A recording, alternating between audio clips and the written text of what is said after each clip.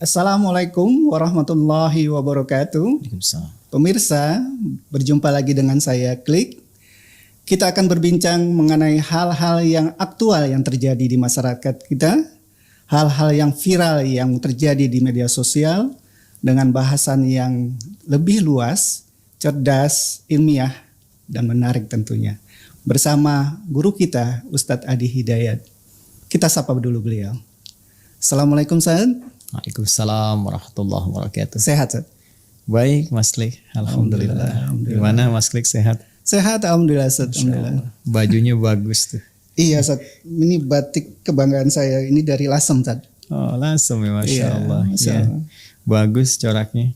Konon ada yang bilang batik itu singkatan dari bak titik katanya. Bak titik yang menun Bismillahirrahmanirrahim. Masya Allah. Bismillahirrahmanirrahim menjadi intisari dari Al-Fatihah. Iya. Al-Fatihah intisari dari Al-Quran.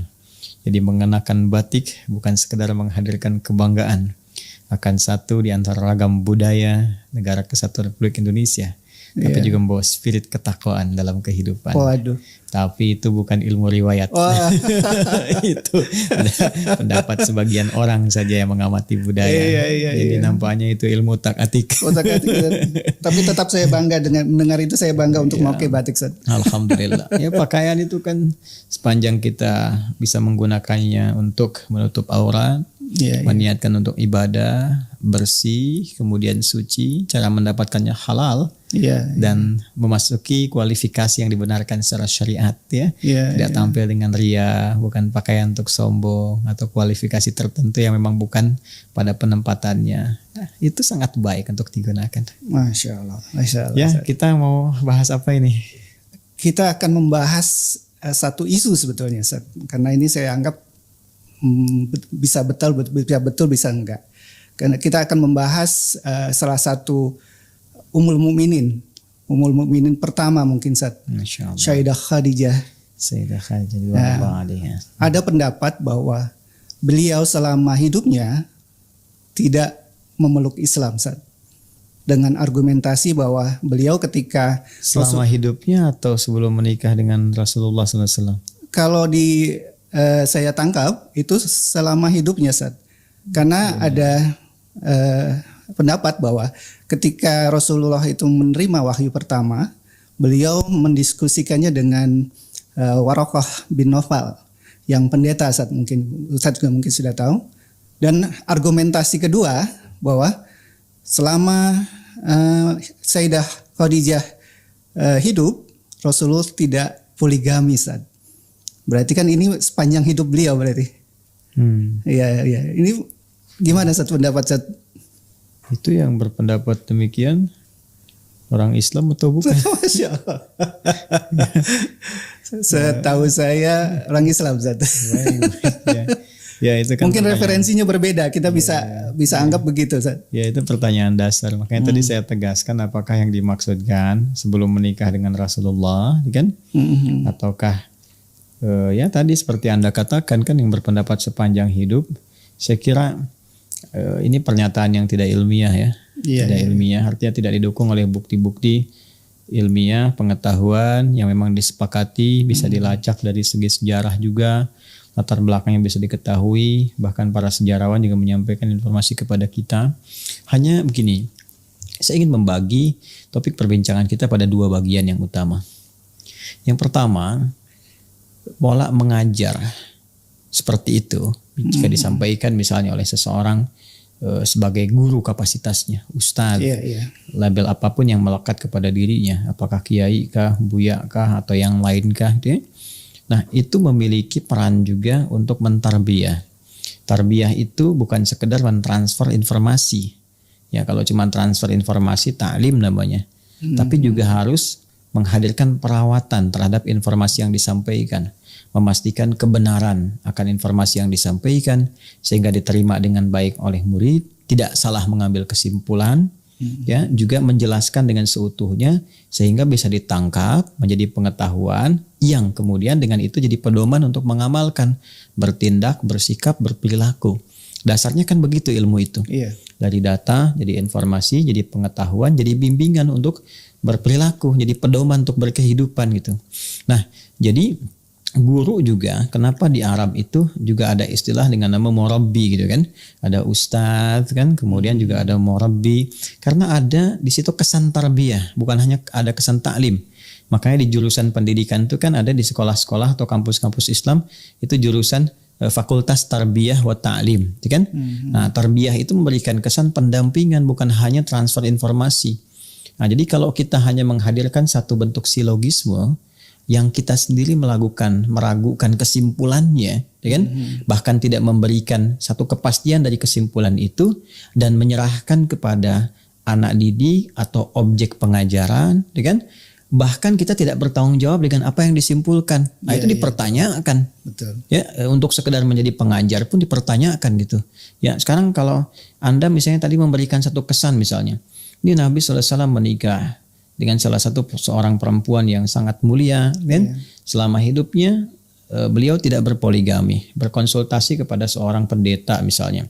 Kemudian yang ada pada masa itu tipikal masyarakatnya umumnya berpoligami, cuma itu yang tidak, gitu kan?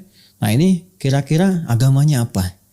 Iya, Misal, tapi Anda tidak memberikan dari silogisme ini, dari premis-premis yang ada, tidak memberikan sebuah arah untuk menjelaskan sebuah kesimpulan. Lalu kemudian ada yang menjawab misalnya Kristen misalkan, dijawab demikian. Tapi ini tidak memberikan arah kesimpulan yang benar. Bukan saya yang mengatakan, Anda yang mengatakan. Jadi Anda sendiri ketika menyampaikan premis itu, Anda ragu gitu. Dan berlepas diri dengan jawaban orang lain. Lalu tidak memberikan arah mana kesimpulan yang benarnya. Tidak melacak secara ilmiah sejarahnya seperti apa. Beritanya bagaimana. Dari mana didapatkan informasi. Ketika dicek seperti apa. Nah, ini saya memberikan penilaian bahwa ini adalah pola ajar yang tidak tepat. Cara mengajar yang tidak dibenarkan. Dan ini bisa menyesatkan. Ya, ini bisa menyesatkan cara berpikir, bisa merusak ya tata kelola logika. Seperti begini misalnya. Saya berikan gambaran. Ini yang paling parah ya. Kalau kita kesankan begini jadi lebih parah dengan skema yang sama. Saya berikan kepada Anda begini misalnya. Ada teroris nih. Ya. Setiap dia akan mengebom misalnya dia mengucapkan Allahu Akbar. Lalu dia punya buku tentang jihad. Ya, celananya cingkrang misalnya, kan? Dia berjenggot. Kira-kira agamanya apa? Iya, pengiringan opini jadi. Baik, jadi Anda ingin mengarahkan kepada sesuatu, lalu mengesankan bahwa teroris itu punya ideologi, punya agama, kan? Ini kan sangat berbahaya. Lalu terbawalah di kesan masyarakat bahwa ini teroris tuh agamanya ini dibawa terus diberitakan terus sehingga melekat dalam benak masyarakat bahwa kalau disebutkan teroris so pasti begini, pasti begitu, ya. Ini sama saja kalau kita mau guyon misalnya, ini ada yang suka pisang itu kan monyet. Ngupasnya misalnya dengan genap, itu kan? Kalau monyet ngupasnya genap, kalau ganjil anak monyet misalnya, gitu kan? Terus kalau misalnya kita tanyakan kalau ada orang, ya kita nggak bilang orang, kalau ada yang suka pisang, misalnya kan, si A suka pisang, cara bukanya ganjil, berarti apa tuh? Kan Anda nggak bisa katakan anak monyet gitu kan? Nah, itu sederhana. Jadi ini yang saya katakan premis yang salah, gitu kan? Dihadirkan, membangun silogisme yang keliru, akhirnya kesimpulannya rusak. Gitu, ini sangat berbahaya. Saya tidak ingin batasi dalam satu materi itu saja yang tadi Anda sampaikan, tapi saya ingin berkata bahwa cara mengajar seperti ini nggak tepat gitu. Anda membuang sebuah kesimpulan, melemparkannya pada audiens, tapi tidak memberikan sebuah jalan untuk menyimpulkan dengan cara yang benar. Dan Anda berlepas diri dari itu. Jadi ketika ada yang mengatakan, oh tadi Ustadz mengatakan agamanya ini, oh enggak, saya nggak mengatakan itu, yang mengatakan Bapak itu. Saya cuma bertanya kepada Anda. Ini artinya kan berlepas diri dari sesuatu, ya. Ya sama saja kalau saya bawa mungkin dengan bahasa yang lebih tegas lagi atau bahkan nanti ada nuansa yang di atas tegas gitu kan. Nah, ini kan sama saja dengan ketika setan disoal di hari kiamat. Ini ya Allah yang menyebabkan saya tergelincir begini-begini. Dia berkata kan, oh saya kan tidak pernah paksa Anda. Anda sendiri yang ikut. Saya kan cuma memberikan was-was. Cuma ngajak, itu pun halus, gak pernah maksa. Ini kan cara berpikir yang salah gitu Pak. Gitu kan? Di Pak Klik harus bisa melihat ini pertama dari sisi cara mengajar. Ini keliru, jelas keliru ya. Yang kedua, kita harus lacak perbandingan secara ilmiah. Jadi ilmiahnya bagaimana? Nah, sudut ilmiah itu kan hal yang terkait dengan pengetahuan dasarnya informasi. Berarti kita harus lacak dong informasinya dari sumber-sumber yang terpercaya, validitasnya bagus, otentisitasnya bisa dipertanggungjawabkan. Ya, karena itu kalau Anda berbicara Sayyidah Khadijah, nanti juga tadi disebutkan Waraqah bin Naufal dan sebagainya, gitu kan? Nah, kita sekarang bisa melacak dari referensi-referensi yang bisa dipertanggungjawabkan. Pertama kita yang sepakati dulu ya, tentunya Al-Quran. Itu dasar yang paling utama. Ya, kita sepakat, bahkan Al-Quran pun men-challenge siapapun yang meragukan otentisitas Al-Quran sebagai firman Allah, silahkan sejak dulu. Sejak itu diturunkan, sejak muncul tuduhan bahwa itu adalah kreasi Nabi, produk Nabi, ya, hasil daripada syair dan sebagainya, itu di-challenge oleh Al-Quran dan tidak ada satupun yang mampu mendatangkan seperti Al-Quran. Sehingga semua yang merasakan kelemahan untuk bisa menantang menghadirkan seperti Al-Quran dan pada akhirnya puncaknya mengakui kebenaran Al-Quran.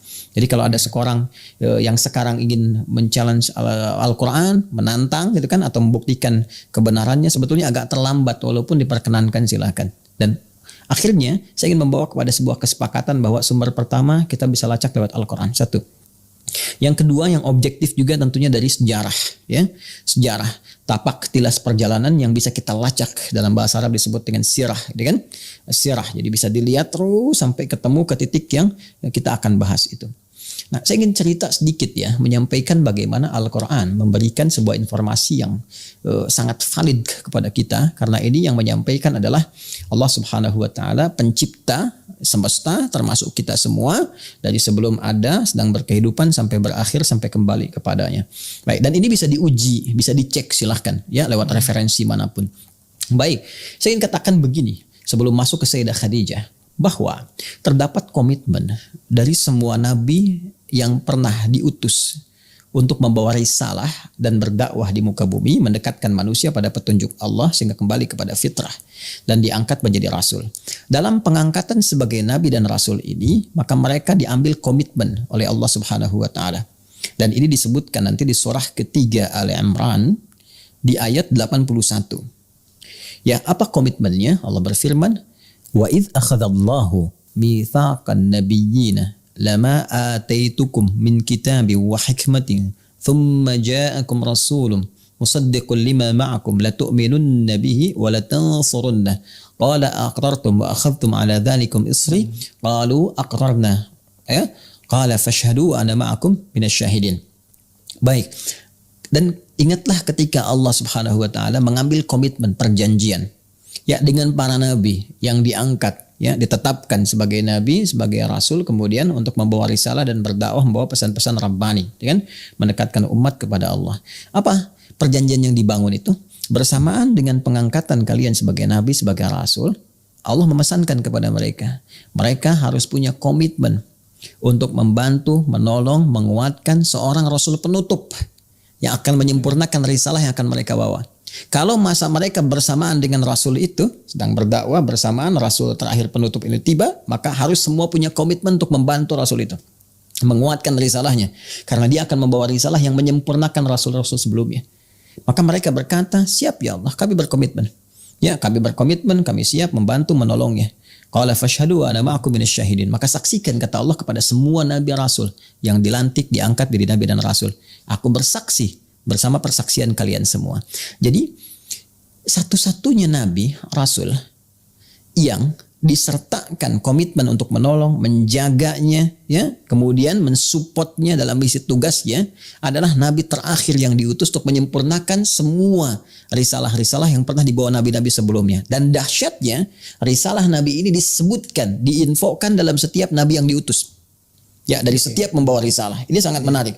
Siapa nabi ini? Nah, kemudian yang menarik diberikan isyarat oleh Nabi Ibrahim dan Nabi Ismail alaihissalam. Ya, saat masa Nabi Ibrahim, Nabi Ismail alaihissalam, keduanya berdoa setelah diperintahkan meninggikan kembali pondasi Ka'bah yang sempat bangunannya hancur terkena banjir di masa Nabi Nuh alaihissalam. Masa Nabi Nuh alaihissalam terdapat banjir besar, itu kan, tersapu bagian atas Ka'bah, tersisa pondasi. Pondasi itu disebut qawaid. Kalau banyak satu kaidah, kalau banyak itu qawaid. Kan? Nah, itu ada 4 bagian sisi Ka'bah sehingga dijamakkan menjadi qawaid. Dia mesti ditinggikan kembali, ditinggikan, bahasa Arabnya yarfa'. Ya, maka di Al-Baqarah ayat 127 ya, Allah menyampaikan firman-Nya yang memberikan gambaran tentang kisah ini terjadi. Wa idz yarfa'u Ibrahimul qawa'ida minal bait ya wa Ismail, dan ingatlah, pelajarilah ketika Nabi Ibrahim dan Ismail mendapatkan perintah dari Allah meninggikan kembali pondasi Ka'bah yang sempat hancur, kan? Nah, setelah selesai itu semua, keduanya berdoa. Berdoanya ada di ayat 127, 128, 129. Yang paling menarik di ayat 129 surah Al-Baqarah. Keduanya lantas berdoa memohon kepada Allah agar nabi terakhir ya yang disebutkan oleh Allah supaya mengambil komitmen menolongnya, membantunya, mensupport, membawa risalah penyempurna itu, karena ini nabi terakhir yang penyempurna, yang terbaik, yang paling istimewa, maka meminta kepada Allah lahirnya pun di dekat tempat yang paling istimewa, yaitu dekat Ka'bah. Maka keduanya bermohon, Rabbana wab'ats fihim rasulan minhum yatlu 'alaihim ayatika wa yu'allimuhumul kitaba wal hikmah wa yuzakkihim innaka antal azizul hakim. Ya Allah, mohon utus nanti seorang rasul yang terbaik sebagai penutup penyempurna risalah, yang kami mengambil komitmen dengan itu, perjanjian denganmu, yang lahirnya nanti dekat Ka'bah di kalangan masyarakat yang berkehidupan di sini. Nggak ada satupun rasul yang lahir di dekat Ka'bah posisinya kecuali Nabi Muhammad SAW. Ya, betul. Ya, kalau Nabi Ismail itu wafatnya di situ dekat, tapi lahirnya bukan di situ. Nabi Muhammad lahir di situ. Ya, Mas Klik saat umrah gitu kan, atau haji, ya kita kan pernah tunjukkan kan, ya dari Grand Zamzam belok kanan tuh. Ya, begitu ke kanan ada Jabal Qubais, istana itu, belok kan ada pos satpam tuh ya. Gate Ismail seberangnya, pintu 26 lurus tuh, kalau Mas Lik lihat sebelah kanan ada kipas angin di atasnya yang warna hitam tuh yang besar. Tuh kalau Mas Lik hitung ada 37 kipas angin tuh sampai ujung. Saya pernah hitung 1 2 3 4 sampai ujung tuh. Ya, belok ke kanan sedikit, tarik garis lurus ke Babu Salam, itu ada satu bangunan krem, Al-Maktabah Qadimah sekarang disamarkan jadi perpustakaan klasik gitu ya, yang warna krem, yang sampingnya ada tempat ngambil air zam-zam pakai keran yang ada jerigen, yang dijual kecilnya 5 real, besarnya 10 real. Itu ya. Itu Nabi Muhammad lahir di situ.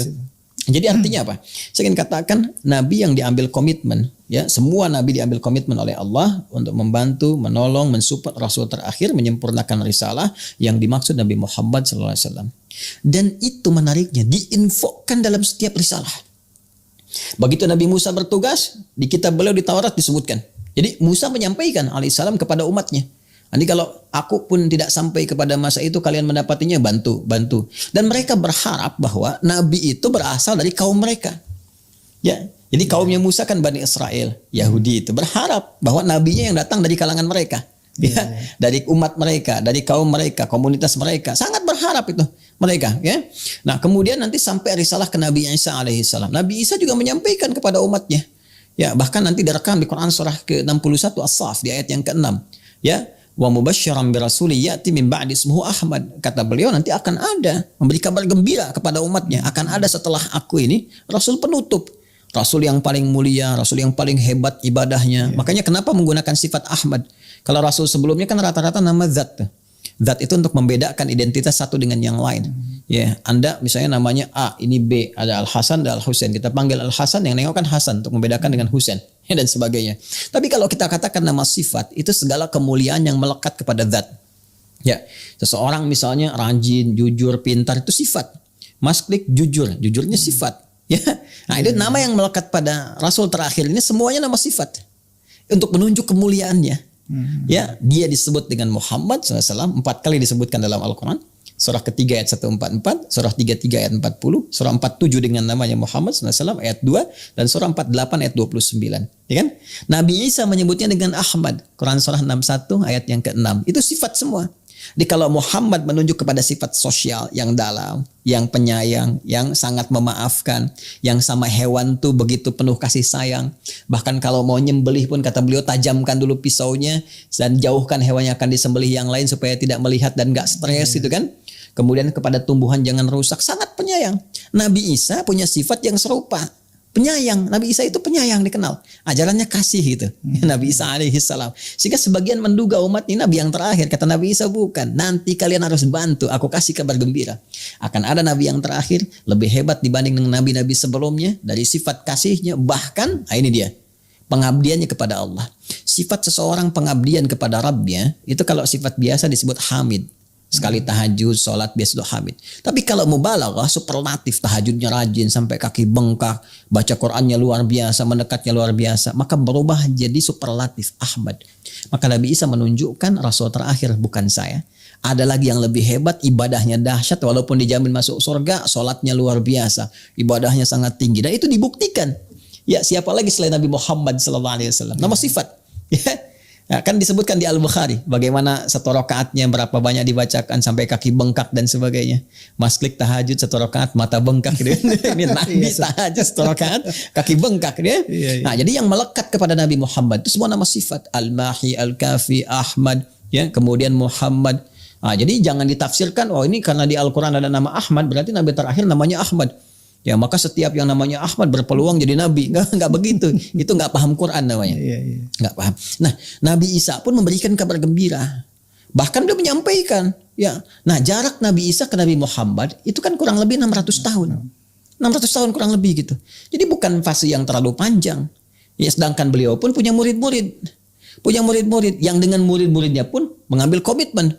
Ya, murid-muridnya diambil oleh Nabi Isa alaihissalam, komitmen dengan mereka supaya mereka menolong risalah Nabi Isa alaihissalam, membantu Nabi Isa menyebarkan risalah, sekaligus menyampaikan pesan yang berantai terus ya kepada generasi setelahnya bahwa nanti akan ada nabi baru, cirinya begini, tandanya begini, ada cap kenabian nanti di punggungnya, nanti ada begini, tahu semua itu.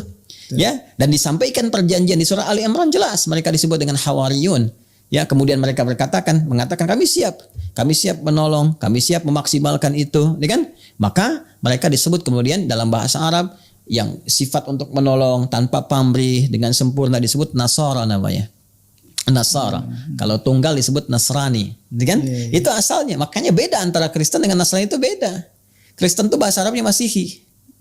Nasrani berbeda, ya. Makanya nanti ada perbedaan. Tapi ini ilmiah, sangat ilmiah. Nanti kita akan bisa lihat. Jadi jangan terjemahkan Nasrani dengan Kristen, beda. Kristen itu bahasa Arabnya Masihi. Ya, awas nih, hati-hati ya, hati-hati nih. Nanti harus detail sekali nih.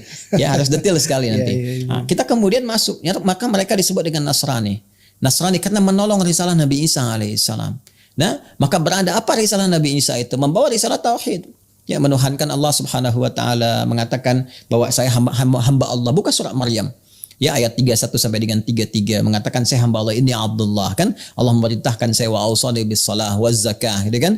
Ya, Allah memberkahi saya dimanapun saya berada, ya, wa ja'alni mubarakan aina ma kuntu wa ausani bis shalah waz zakah. Ya, kemudian memerintahkan aku berbakti kepada ibuku dan sebagainya. Terus ya, menunjukkan hamba. Jadi membawa risalah tauhid, mendekatkan umat kepada Allah Subhanahu wa taala, memberi kabar gembira bahwa akan ada nabi penutup setelah saya, disampaikan oleh beliau kepada murid-muridnya. Maka Hawariyun kemudian bertebaran, Nasrani yang tadi mengatakan bahwa kami akan menolong agama Allah, ya. Nahnu ansarullah. Mereka berkata di surah Al-Imran mengatakan nahnu ansarullah, kami adalah penolong-penolong agama Allah, kami siap membela ya Nabi Isa dan sebagainya. Maka bertebaran mereka membawa berita gembira itu, terwariskan satu dengan yang lainnya. Di sisi lain keturunan Yahudi, di sisi yang lain mereka sudah mengetahui sejak zaman Nabi Musa terwariskan, di Taurat juga disebutkan, sampai bahkan mereka itu sampai ada yang komen begini. Kalau Anda lihat dalam sejarah, ini ada kitab bagus ya, ini disebutkan kepada Syekh Sya'rawi As-Sirah An-Nabawiyah. Ya. Ini diantaranya beliau menginformasikan bahwa ada komentar orang Yahudi sendiri di Madinah sampai mengatakan kami itu sudah tahu tanda kenabian berdasarkan riwayat dari orang tua kami yang sampai ke kami. Bahkan kami lebih mengenal tanda-tanda kenabian anak yang akan jadi nabi dibandingkan anak kami sendiri. Dan kalimat itu kemudian ditegaskan dengan turunnya Al-Baqarah ayat 146. Quran surah kedua ayat 146. Alladzina atainahumul kitaba ya'rifunahu kama ya'rifuna abna'ahum wa inna fariqan minhum la yaktumunal haqqa wa hum ya'lamun. Ya. Ya, dan sungguh orang-orang itu, mereka itu orang-orang Yahudi pada masa itu mengetahui tanda kenabian, bahkan seperti mereka mengenal anak mereka sendiri. Ya, di komen sekitar orang-orang Yahudi pada saat itu mereka mengetahuinya, bahkan mereka mengatakan kami lebih kenal tanda kenabian bahkan melebihi anak-anak kami. Ya, kalau Anda baca sirah ini panjang sekali tapi pembukanya sangat menarik untuk kita ulas. Ya, maka apa yang terjadi? Maka para ruhban, rahib-rahib, kan? Kemudian pendeta-pendeta yang kita sebut pendeta ya dalam masa itu gitu dari kalangan Nasrani, ini yang disebut dengan agama Hanif. Hanif artinya lurus, tegak lurus mengikuti apa yang dibawa oleh ajaran Nabi Isa alaihissalam. Adapun konsepsi yang lain bergeser, nanti ada yang menuhankan Nabi Isa, kemudian kan ada sekte-sekte tertentunya, ya apa yang disebutnya dengan Kristen, Masihi dan sebagainya. Itu persoalan lain, ya. Kita tidak masuk kepada ranah itu kecuali nanti kalau ada sesi lain untuk berargumentasi. Itu pun harus objektif sehingga kita ada dua sisi atau berbagai sisi yang bisa didialogkan. Ya, tapi saya ingin masuk kepada konsepsi Nasrani yang tadi saya sampaikan, bukan Masihi. Ya, jadi ini menerima risalah dari Nabi Isa, disebarkan terus. Sebagian mereka nanti ada yang menjadi tokoh-tokohnya. Ya, siapa di antara mereka? Ya, di antara mereka nanti ada namanya Bukhaira. Ya, Bukhaira mungkin pernah dengar ya. Bukhaira itu dia punya tempat satu ibadahnya tertentu di daerah Syria kalau sekarang.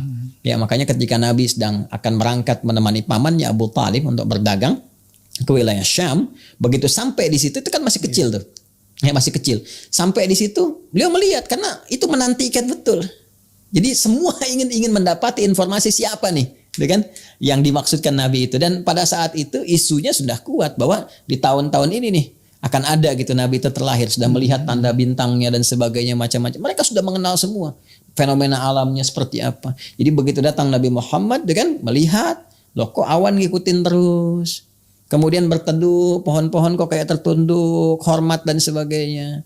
Lalu melihat, begitu penasaran ditanya, didatangi. Ini anak siapa katanya kan? Lalu pamannya berkata, ini anak saya. Ya, nggak mungkin katanya, karena anak ini pasti bapaknya itu sudah meninggal saat dalam kandungan.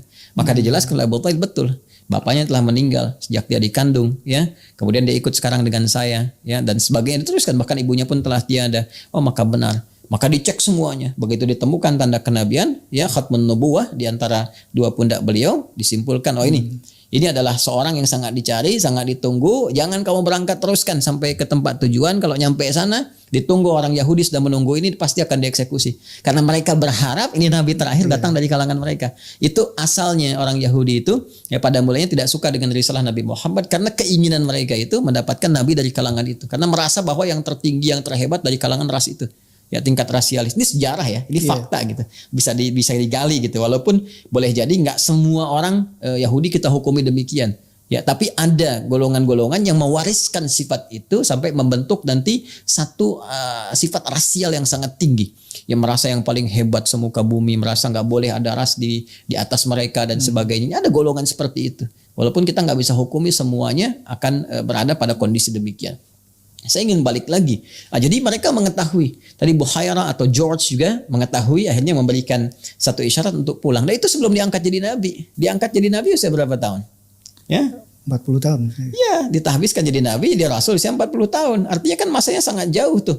Ya, dari sisa itu. Ada yang menyebutkan riwayat itu 12 tahun ketika berangkat. Kalau 12 tahun saja ambil yang paling jauh berarti kan 28 tahun sebelum diangkat jadi nabi rasul. Jadi kalau kita katakan ada yang menyebut usia 12 tahun dibawa untuk menemani ya paman nabi itu, kemudian berangkat, artinya kan 28 tahun sebelum risalah, sudah kenal semua.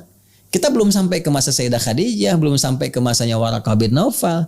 Jadi dari dulu pun orang sudah kenal. Dan kita harus sepakat bahwa ada memang ya pemeluk-pemeluk Nasrani yang agamanya itu membawa risalah tauhid, mempertahankan itu yang disebut dengan Hanif. Ya, Hanif tegak lurus pada risalah yang dibawa oleh sebelumnya. Walaupun yang lain sudah pegang, ada yang Kristen, ada yang Yahudi, ada yang macam-macam, ada yang politeisme, tapi ada yang memegang teguh risalah Nabi Isa yang tadi yang terwariskan dari kalangan Hawariyun tadi. Dan dia menunggu. Ya begitu datang, nanti kita akan lihat. Ya, siapa lagi di antaranya? Ketika kita teruskan misalnya sampai ke masa Nabi Muhammad SAW menjadi pribadi yang sangat mulia, dewasa, jadi pemuda. Lalu secara singkatnya kemudian diuji ya oleh Sayyidah Khadijah, melihat nih orang baik sekali, bagus sekali, attitude-nya macam-macam. Lalu dia tugaskan pelayannya Maisarah ya untuk mencoba membawa barang dagangannya. Itu kan sudah tahu sebetulnya. Ya, dan siapa Sayyidah Khadijah itu? Ternyata ketika kita melacaknya, itu termasuk kalangan Hanif. Ya, artinya Hanif itu memegang teguh ajaran para nabi sebelumnya lewat tadi riwayat yang sampai dari orang per orang yang sampai kepada beliau dan seterusnya. Sehingga dipegang teguh. Dan itu menunggu juga nabi yang datang di masa itu. Itu termasuk sarjana Taurat tuh, artinya sangat tahu Taurat ya. Kemudian mencoba untuk mengecek informasi Bukit Tursina seperti apa ini, bagaimana dan sebagainya, ya kan? Nah, sering juga beliau bertanya kemudian ya kepada saudara jauhnya dari ayahnya yaitu Waraqah. Warakah itu kan sepupu tertua dari bapaknya. Jadi Khadijah itu Khadijah binti Khuwailid. Ya, Khuwailid ini bin Asad, Asad bin Abdul Uzza. Abdul Uzza ini saudaranya Abdul Manaf, kakek Nabi sallallahu alaihi wasallam. Sedangkan Warakah bin Naufal bin Asad bin Abdul Uzza. Ya, jadi masih saudara, masih kolega. Ya, siapa Warakah bin Naufal ini? Warakah bin Naufal itu termasuk Imam Nesotarian. Nesotarian itu divonis sesat oleh kalangan gereja Kristen. Ya, kenapa? Ya, karena salah satunya membawa misi tauhid.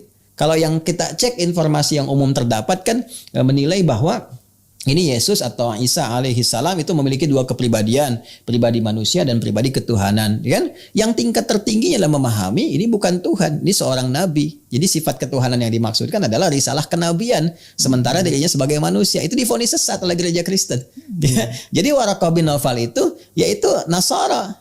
Ya, jadi memegang teguh riwayat-riwayat sebelumnya. Apa dalil dan buktinya dari situ? Kalau didapati bahwa Warakah bin Naufal ini bukan seorang Kristen tapi seorang Nasrani, memegang teguh risalah yang datang sebelumnya, kita cek.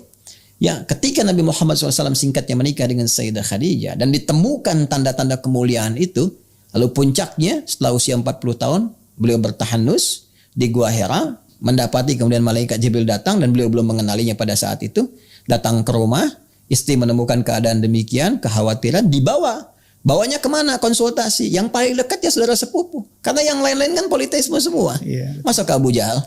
Kan gak masuk akal. Dia kan, mereka belum masuk ke Abu Sofyan pada saat itu kan gak mungkin gitu. Karena ini di luar pakem yang ada pada saat itu di masyarakat Quraisy. Yang didatangi siapa? Yang ada Warakah bin Naufal. Karena kenapa? Warakah pun membawa informasi yang datang sebelum-sebelumnya mereka tahu. Ya, jadi kan tadi saya sampaikan di Yahudi sudah viral akan ada Nabi datang tanda-tandanya begini. Di Nasrani pun sudah viral akan Nabi datang tanda-tandanya begini. Dan mereka tahu di kitab mereka. Sedangkan Warakah Imam Nesotarian tahu di kitab mereka ada tandanya ada. Maka dibawalah Nabi Muhammad SAW datang untuk memastikan ini bukan yang di kitab kamu disebutkan. Kan? Ya, sementara dari sejak usia 12 tahun tadi Nabi Muhammad SAW sudah diketahui oleh Buhairah. Buhairah sudah tahu lebih awal. Ya kan? Nah, Sayyidah Khadijah mendapati itu, ya, bertemu dengan malaikat Jibril, dibawa dipastikan apakah ini yang dimaksudkan, benarkah demikian? Ya, maka ketika Nabi dalam keadaan gundah, Sayyidah Khadijah mengatakan, ya suamiku sayang, kau itu penyambung silaturahim, gak pernah menyakiti orang, jangan khawatir. Kalau dalam bahasa kita, aku selalu bersamamu dalam suka dan duka. Ya, mari kita tanyakan ini, ya, kepada saudaranya. Makanya disebutnya kan Ibn Akhi gitu kan, datang ke Nabi Muhammad dikenalkannya, datang kepada Warakah yang sudah sepuh pada saat itu, disampaikan. Beliau mengalami begini, bercerita. Ya, disampaikan Nabi Muhammad mengatakan saya mengalami begini. Lalu disimpulkan itu namus. Namus itu nama lain dari malaikat Jibril. Dalam riwayat pada saat itu. Itulah namus yang datang kepada Musa. Itu malaikat Jibril. Ya, kamu diinfokan akan datang begini. Dan semua tanda melekat kepada dirimu. Maka disampaikanlah berita yang sampai yang viral. Dari sejak Nabi Musa, bahkan Nabi Ibrahim sebelumnya. Ke Nabi Isa menyampaikan. Terus dicatat sampai ke mereka itu. Disampaikanlah akan tiba saatnya kamu menjadi Nabi, Rasul. Dan tiba saatnya kemudian nanti kamu akan dikeluarkan oleh kaummu. Itu sangat viral. Bisa dilacak di semua kitab. Di saya bawa 2 kitab menunjukkan. Kalau saya mau buka, ya, jadi kita bisa cek di sejarah. Warakah bin Naufal mengatakan kau akan dikeluarkan oleh kaummu, kau akan diusir. Sampai Nabi Muhammad memverifikasi, apakah benar aku akan diusir? Ya, kata Warakah bin Naufal itu akan terjadi karena disebutkan riwayatnya. Ya, engkau akan diusir, tapi aku bermohon pada Allah, kalau masa aku diperkenankan dan sampai di masa itu aku akan menolongmu. Karena tadi ada perjanjian sebelumnya, ya kan? Yes. Maka di sini sudah gugur statement yang mengatakan bahwa Warakah bin Naufal itu seorang Kristen itu pun sudah salah. Beliau Nasrani. Dan Nasraninya Hanif, memegang teguh risalah Nabi Isa dan masuk Islam pada saat itu. Artinya mengambil risalah Nabi Muhammad, menyempurnakan keadaan dirinya, selesai. Ya, kemudian Sayyidah Khadijah bagaimana? Sayyidah Khadijah jelas perempuan pertama yang masuk Islam. Ya, setelah mendengar semuanya itu yakin beriman pada Rasulullah SAW, membantu dakwahnya, mensupport luar biasa, mendampingi dalam setiap suka dan dukanya, jelas sekali. Ya. Nah, jadi pertama yang memberikan sebuah kesan, walaupun yang bersangkutan tidak mengatakan langsung karena nggak berani, karena yang bersangkutan pun nggak punya informasinya. Ya, dan takut nih, ini kan aneh nih, masa pengajar nggak menjelaskan dengan terang gitu kan? Nah, sekarang kita balik nih, ya, kalau ada seseorang, ya kan cara berpikirnya dibalik. Seseorang mendukung dakwah suaminya, membawa dan menyatakan beriman kepada risalah suaminya, mensupportnya, mendukungnya, mengikutinya dan sebagainya. Kira-kira agamanya apa tuh? Gitu kan? Hah? Iya. Ya, harusnya kan demikian. Harusnya kan sampai pada kesimpulan ketika Warakahnya itu beriman dan sebagainya dan terus ketika apa tuh kira-kira? Ya kan? Iya. Hah? Nah, terus gampang sekali dipatahkan itu. Ya, kalau sebagai seorang misalnya Kristen pada saat itu coba lihat cara menikahnya bagaimana. Pernah nggak terlihat misalnya datang ke gereja pada saat itu? Gerejanya di mana? Sayyidah Khadijah kalau mau disimpulkan ke sana, tapi kan nggak berani nyimpulkan juga yang bersangkutan. Artinya apa? Nggak punya informasi. Seharusnya kalau seperti itu ya jangan terlalu nekat lah gitu. Kan pintar itu anugerah, tapi bodoh itu pilihan. Yang repot kan kalau sudah bodoh nekat gitu jadi masalah. Jadi bisa membingungkan banyak orang gitu. Nah sekarang kalau begini, karena nggak poligami, apakah langsung harus disimpulkan itu Kristen misalnya? Tidak, Kan tidak bisa juga. jadi itu karena perasaan, rasa Ya, cinta yang perasaan mendalam. boleh jadi di situ juga ada tugas kan yang sudah tercover.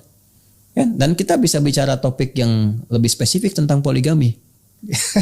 Ya, Viral karena kayak dikesankannya gitu. selalu kan ke Islam. Padahal Iya, Islam itu betul, bukan memperkenalkan.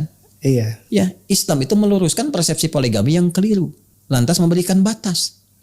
Ya karena di kitab-kitab sebelumnya pun sudah ada. Nabi Sulaiman itu berapa istrinya? Disebutkan di perjanjian lama itu. Berapa? Ya kan? Iya, iya. Kemudian Nabi Daud juga poligami dan sebagainya. Banyak itu yang berpoligami. Ya itu terbawa pada kebiasaan kultur masyarakat sehingga mohon maaf tidak punya batasan.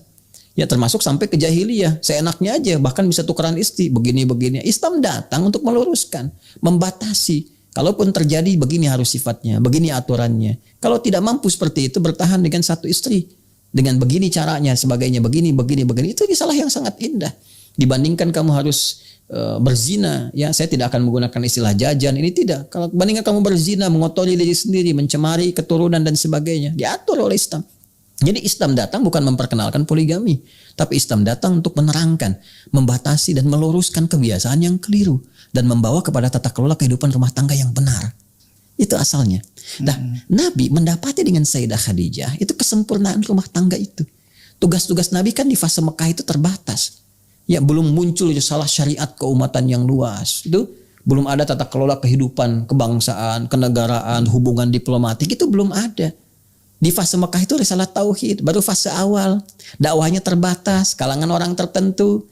Yang ada kurang lebih 40 orang dikenal dengan as-sabiqunal awwalun. Tantangan tinggi, dakwah baru dimulai, mana sempat Nabi kepikiran poligami. Sedangkan semua tugas-tugas yang ada itu, Masya Allah, tersempurnakan, tercukupkan dengan sosok Sayyidah Khadijah. Butuh harta sudah ada, disiapkan. Bahkan oleh Allah kan disiapkan sebelumnya dengan keadaan Sayyidah Khadijah. Menikah dengan A, menikah dengan B, harta bertambah. Ternyata kan salah satu hikmahnya support Nabi Muhammad. Ya, rahmahnya sangat dalam. Nabi di luar ada masalah pulang ke rumah jadi tersenyum. Kebahagiaannya tinggi. Suka dan duka hadir. Semua sosok dari kebutuhan Nabi itu sempurna dilengkapi oleh Sayyidah Khadijah dengan sosok kemanusiaannya. Tersupport. Jadi nggak ada satu kesempatan untuk terfikir untuk poligami untuk yang karena semua tugas rumah tangga itu tercukupi. Baik. Satu itu. Yang kedua kesibukan Nabi untuk berdakwah di jejak awal sebagai Rasul fase kerasulan pertama itu ya tidak memberikan sebuah kesan untuk terfikir ke poligami atau yang lainnya. Ya, jadi jangan cepat kita simpulkan kalau nggak poligami berarti Kristen. Wah, itu kesimpulan dari mana tuh? Ya. Hah? Iya, San. Sekarang kalau ada bergaul, saya punya kawan nih, saya olahraga punya kawan, tuh kan? Terus kawan saya punya kawan ada yang Kristen, ada yang Hindu, ada yang Buddha, ya. Kalau dia kemudian datang kepada saya konsultasinya kepada seorang ustadz, saya ustadz nih, apakah Anda mau katakan kira-kira agama dia apa? Iya, iya. Karena nggak bisa langsung katakan dia seorang Muslim, tidak kan? Harus kita cek dulu. Ya sama juga dengan ketika seseorang tidak poligami bukan berarti dia Kristen. Ya karena di Islam pun ajaran poligami ada monogami juga ada. Ya kan kalau dia monogami jangan Anda katakan dia Kristen. Di Islam monogami ada ketentuannya. Kalaupun Anda mau poligami ketentuannya begini. Jangan sembarangan berzina, jangan mengkhianati istri. Ini poligami enggak, monogami tapi pasangan di luar itu banyak sampai 7, 8, 9, 10 sebab itu kan sesuatu yang tercela gitu. Ya. Jadi kalau Anda mau katakan monogami di Islam ada konsepsinya. Monogami seperti ini. Ya, kalaupun Anda misalnya ada satu tugas, ada kebutuhan dan macam-macam, tapi begini syaratnya, aturan ketatnya begini, ini ya begini dan sebagainya. Di Islam datang memberikan aturan-aturan sehingga sempurna tata kelola kehidupan. Jadi silogisme yang dibangun dengan premis-premis ini enggak monogami, ini enggak poligami, kehidupannya itu monogami. Terus konsultasinya kepada pendetanya Kristen, tapi enggak dijelaskan nih orang siapa. Apakah benar Kristen atau Nasrani? Enggak poligaminya karena kenapa dan sebagainya. langsung dibuat semacam citra umum sehingga memberikan sebuah kesan langsung kesimpulan begini. Ini kan sesuatu yang salah. Silogisme yang keliru, tata cara berpikir yang salah, tidak memberikan kesimpulan dan nggak berani menyimpulkan. Menurut Anda bagaimana? Iya. Nah, jadi saya mau simpulkan bahwa yang pertama tidak tepat mengatakan bahwa Sayyidah Khadijah ya seorang yang bukan Muslim, ya seorang yang bukan Hanif, tidak, karena saya melihat yang bersangkutan pun tidak mengatakan demikian. Ini jangan pernah menyimpulkan beliau ibunda umat Islam, ibunda mukminin, ummul mukminin yang sangat luar biasa, memegang teguh ajaran Hanif, tidak pernah beliau kemudian terlibat dalam penyembahan berhala, tidak pernah ikut-ikutan minum-minuman keras dan sebagainya, ya tidak pernah masuk dalam lingkaran kebudayaan jahiliyah yang sangat kotor, sangat terjaga.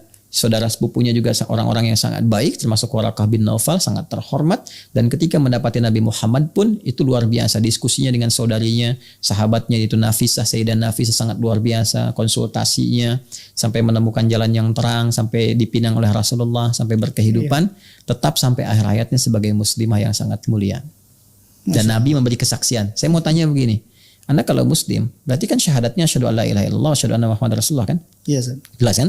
Berarti Anda harus punya keyakinan kepada Rasulullah.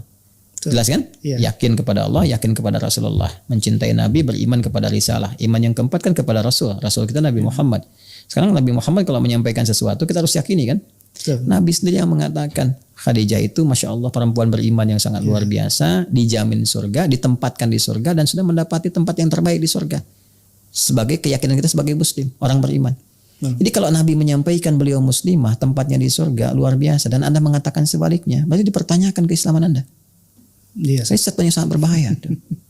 Jelas ya? Iya, merinding saya kalau ditanya begitu, Ustaz. Ya. Masya Allah. Masya Allah. Kurang lebih demikian. Allah Iya. Ta'ala alam bisawab. Mungkin jadi kuncinya kita harus lebih memahami sirah, belajar sirah lebih dalam, Ustaz, supaya kita juga mengenal kemuliaan dari apalagi keluarga Rasulullah SAW. Iya, kita harus banyak membaca, menggali referensi dengan cara yang benar, tentunya objektif. Ya kita bisa buka ya apapun yang ingin kita gali gitu kan. Tapi ya proporsional sajalah gitu kan. Ya jangan kita membawa kepada misi-misi tertentu, keinginan tertentu. Ilmu itu kan sifatnya netral. Rasa kita yang membedakan untuk menerimanya. Kita membawa ke arah mana gitu ya. Nah, jadi di sini penting untuk kita garis bawahi bahwa tadi yang saya sampaikan, saya kalau mau tampilkan ayat banyak sekali. Betul. Di Al-Maidah ada, itu kan, di ayat 82-nya, kemudian di Ali Imran juga ada, kita bawa ke yang lainnya. Tapi kejujuran itu kan dasarnya gitu. Ya ilmu itu kan kalau nggak jujur bahaya gitu. Ya kalau nggak jujur bahaya. Nah ini saya ingin memberikan gambaran, ini kan standar gitu di kitab ini Rahiqul Maktum ya, karya Syekh Mubarak Furi yang ini dinisbatkan kepada Syekh Sya'rawi, walaupun beliau itu sebetulnya kan menyampaikan, tapi murid-muridnya yang menghimpun kata-kata beliau sampai dituliskan, seperti Al-Imam Syafi'i dinisbatkan kitab Al-Um kepada beliau nggak nulis langsung, tapi muridnya kemudian yang menuliskan, dinisbatkan kepada Al-Imam Syafi'i. Ini termasuk yang paling bagus lah ini ya, informasinya sangat luar biasa gitu kan, detil, akurat. Ini As-Sirah An-Nabawiyah Syekh Al-Imam Ad-Da'iyatul Islam Muhammad Mutawalli Sya'rawi. Ya, saya dapat tipoli dulu. Ngelihat kitabnya langsung Iya, saya udah baca ini tentang Sayyidah Khadijah, tentang Waraqah bin Naufal itu siapa, ininya kemana dan sebagainya. Bahkan kalau Anda klik Google saja, Google kan netral ya. Google netral. Coba deh klik Waraqah bin Naufal. Itu imamnya Imam Nestorian.